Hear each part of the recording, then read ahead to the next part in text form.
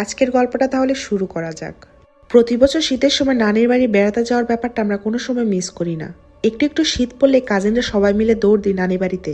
গ্রামে যাওয়ার বেশ কয়েকটি কারণও আছে। বিশেষ কারণটি হলো মামির হাতে গরম গরম ধোয়া ওঠা পিঠা, আর তার সাথে আমার নানিমার গল্প। এই দুইটা জিনিস একসাথে থাকলে আমরা কাজিনরা সবাই নানিমাকে ঘিরে ধরে বসে থাকি, গরম গরম পিঠা খেতে খেতে গল্প শুনি। এই শীতও ব্যতিক্রম কিছু হয়নি। চলে গেলাম নানু বাড়ি। এই গল্পটাও লিখছি নানু বাড়ি থেকেই, নানিমার থেকে কালকে শুনলাম, নানির মতো করে বলছি। আমি পরপর 3টা কন্যা সন্তানের জননী হয়েছিলাম। মনে করেছিলাম 2টা মেয়ের পর ছেলে হবে। আল্লাহকে কম ডাকিনি একটা ছেলের জন্য, কিন্তু তিনি আমাকে কন্যা সন্তানের জননী করলেন। আমার শ্বশুর বাড়ি কেউ একটা টু শব্দ করেনি, কারণ আমার শ্বশুর শাশুড়ি মেয়ে অনেক পছন্দ করতেন। আমার স্বামীরও তেমন কোনো আফসোস ছিল না, তিনি মেয়ে বাচ্চাদের অনেক ভালোবাসতেন। কিন্তু আমার একটা ছেলের ইচ্ছে ছিল অনেক। অন্তত আমি গত হয়ে যাওয়ার পরে আমার খাটিয়া কাঁধে নেওয়ার জন্য হলো একটা ছেলের দরকার ছিল।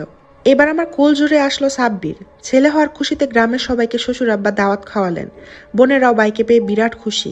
বাচ্চারা ধীরে ধীরে বড় হতে শুরু করে। গ্রামে যেহেতু মেয়েদের তাড়াতাড়ি বিয়ে দেওয়ার রীতি ছিল, সেহেতু বড় মেয়েকে বিয়ে দিয়ে দিই আমরা।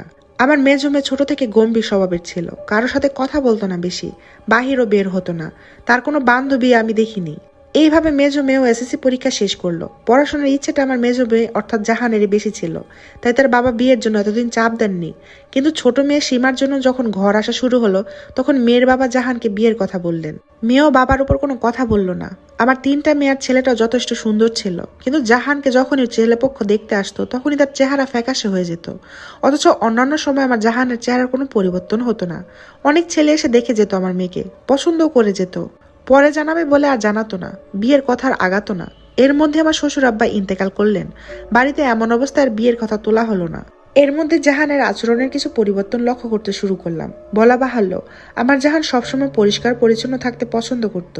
কিন্তু ইদানিং সে বাড়ির পিছনে ময়লার স্তূপের পাশে গিয়ে বসে থাকতো, বাঁশ ঝাড়ে গিয়ে নিজে নিজে কথা বলতো। যে মেয়ে সাজতে চাইতো না, সে মেয়ে শাড়ি পরে সেজেগুজে বাঁশ ঝাড়ের কাছে চলে যেত। একদিন আমার শাশুড়ি জাহানকে বাঁশ ঝাড়ের ওদিকে যেতে নিষেধ করায় জাহান তাকে অকথ্য ভাষায় গালি দেয়।